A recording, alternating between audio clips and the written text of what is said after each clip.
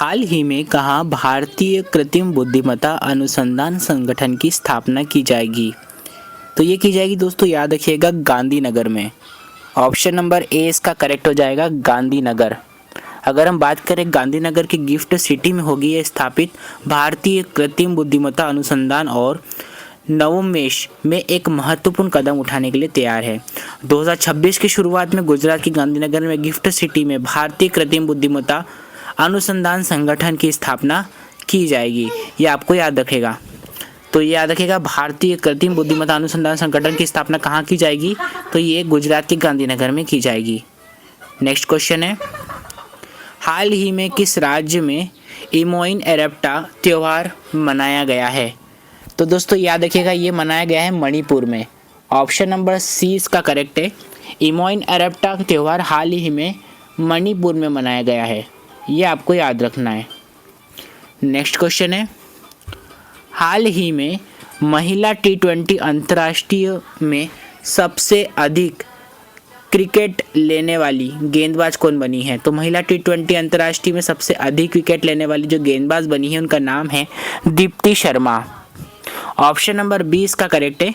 दीप्ति शर्मा महिला T20 अंतर्राष्ट्रीय में सर्वाधिक विकेट लेने वाली गेंदबाज बन गई है और दीप्ति ने के T20 में अब याद रखिएगा 133 मैचों में 152 यानी कि 152 विकेट हो गए हैं। नेक्स्ट क्वेश्चन है, हाल ही में किसे बिहार कर्मचारी चयन आयोग का अध्यक्ष चुना गया है? तो ये चुना गया है दोस्तों, याद रखिएगा, IPS आलोक राज।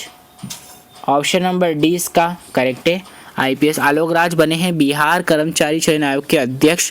अगले 5 साल तक BCC के रहेंगे अध्यक्ष, ये आपको याद रखना है। बिहार कर्मचारी चयन आयोग के अध्यक्ष आलोक राज। नेक्स्ट क्वेश्चन है, हाल ही में दिल्ली सरकार किस IIT के सहयोग से AI आधारित शिकायत निवारण प्रणाली शुरू करेगी? तो ये करेगी कानपुर। ऑप्शन नंबर बी इसका करेक्ट है। IIT कानपुर के सहयोग से AI आधारित शिकायत निवारण प्रणाली शुरू करेगी। प्रौद्योगिकी द्वारा शासन के क्षेत्र में एक महत्वपूर्ण कदम उठाते हुए दिल्ली सरकार ने AI आधारित शिकायत समाधान प्रणाली के विकास हेतु IIT कानपुर के साथ सहयोग किया है, ये आपको याद रखना है।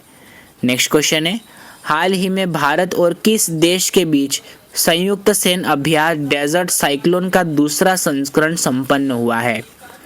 ये हुआ है दोस्तों, आपको याद रखना है, भारत और UAE संयुक्त अरब अमीरात, इन दोनों के बीच संयुक्त सैन्य अभ्यास डेजर्ट साइक्लोन का दूसरा संस्करण 18 से 30 दिसंबर 2025 तक अब आबू धाबी में सफलतापूर्वक संपन्न हुआ है, जिसका उद्देश्य शहरी और उप पारंपरिक अभियानों में दोनों सेनाओं के बीच तालमेल और रक्षा सहयोग को मजबूत करना था।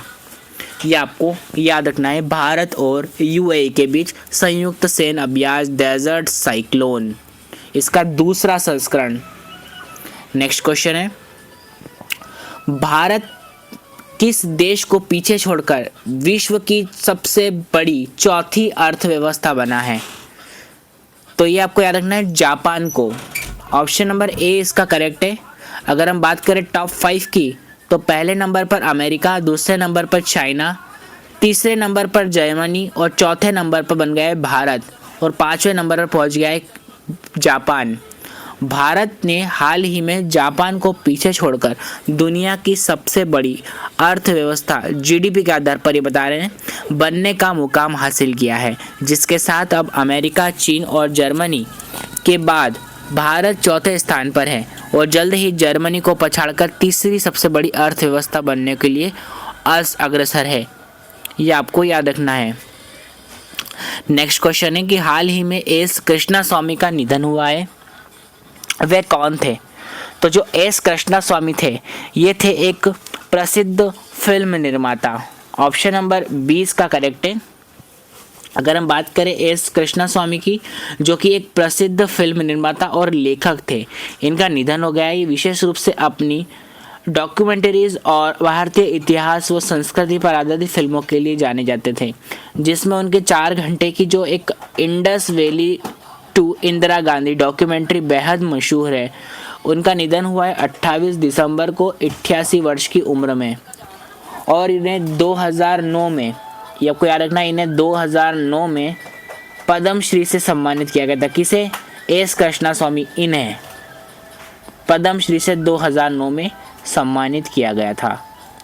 नेक्स्ट क्वेश्चन है, हाल ही में किस देश में भारतीय निर्यात पर अब ड्यूटी फ्री हुआ है? ये हुआ है ओमान और ऑस्ट्रेलिया, ऐसे देश हैं जहां भारतीय निर्यात पर ड्यूटी फ्री हुआ है। तो आपको इसमें ऑप्शन में दिखेगा ऑस्ट्रेलिया, तो इसका आंसर ऑस्ट्रेलिया हो जाएगा।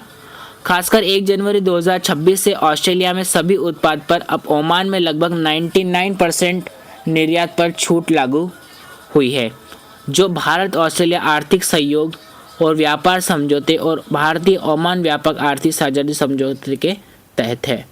तो याद रखना है आपको, भारतीय निर्यात पर अब ड्यूटी फ्री कहाँ हुई है? तो ये ऑस्ट्रेलिया और ओमान दोनों देश के, याद रखिएगा। नेक्स्ट क्वेश्चन है, हाल ही में नेशनल शूटिंग चैंपियनशिप में नीरू ढांडा ने कौन सा पदक जीता है? तो ये आपको नाम रखना है नीरू ढांडा, ये आपको याद रखना है इनका नाम। और इन्होंने स्वर्ण पदक जीता है। मध्य प्रदेश की ये पहली निशानेबाज है और राष्ट्रीय निशानेबाजी चैंपियनशिप में इन्होंने शानदार प्रदर्शन किया है। इस मुकाबले में नीरू ने महिला ट्रैप स्पर्धा में गोल्ड मेडल जीता है। वह भारत की स्टार महिला निशानेबाज और हाल ही में कजाकिस्तान में महाद्विपक्षीय प्रतियोगिता में नीरू ने शीर्ष स्थान हासिल किया है। नेक्स्ट क्वेश्चन है, हाल ही में पारंपरिक डाक सेवा बंद करने वाला पहला देश कौन बना है?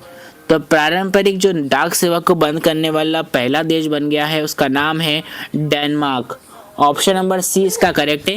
ये पारंपरिक डाक सेवा को बंद करने वाला पहला देश बन गया है। डेनमार्क में पत्र वितरण और 400 साल पुरानी व्यवस्था इस सप्ताह बंद कर दी गई है। डिजिटल संवाद बढ़ने और सरकारी डाक सेवा में 90% से अधिक की गिरावट के बाद यह फैसला लिया गया है। नेक्स्ट क्वेश्चन है कि हाल ही में साउथ पोल तक स्कीइंग करने वाली सबसे कम उम्र की भारतीय महिला कौन बनी है? इनका नाम है Kavya Karthikeyan. Option number C इसका करेक्ट है। ये है काव्या कार्तिकेयन। ये 18 वर्ष की साहसी युवती काव्या कार्तिकेयन ने दक्षिण ध्रुव पर स्कीइंग कर इतिहास रच दिया गया है। यह उपलब्धि न केवल उनके साहस और दृढ़ संकल्प का प्रतीक है, बल्कि भारत और के युवाओं के लिए प्रेरणा का भी स्रोत भी है। नेक्स्ट क्वेश्चन है कि हाल ही में किसे एफसीआई का प्रमुख बनाया गया है? तो एफसीआई का प्रमुख बनाया गया दोस्तों, याद देखिएगा आप, रवीन कुमार अग्रवाल, यानी कि RK अग्रवाल, रवीन कुमार अग्रवाल, ये है रवीन कुमार अग्रवाल। इन्हें बनाया गया है भारतीय खाद्य निगम का नया अध्यक्ष और प्रबंध निदेशक, इन्हें नियुक्त किया गया है। ये आपको याद रखना है। नेक्स्ट क्वेश्चन है कि हाल ही में अजय सिंघल को किस राज्य का नया DGP नियुक्त किया गया है? तो ये अजय सिंघल को बनाया गया है हाल ही में हरियाणा राज्य का नया पुलिस महानिदेशक। आपको ये याद रखना है, हरियाणा का नया पुलिस महानिदेशक। नेक्स्ट क्वेश्चन है, हाल ही में किसे NIA प्रमुख का अतिरिक्त प्रभार मिला है? इनका नाम है राकेश अग्रवाल। इन्हें मिला है केंद्रीय गृह मंत्रालय के वरिष्ठ IPS अधिकारी राकेश अग्रवाल को राष्ट्रीय जांच एजेंसी के महानिदेशक का अतिरिक्त प्रभार सौंपा गया है।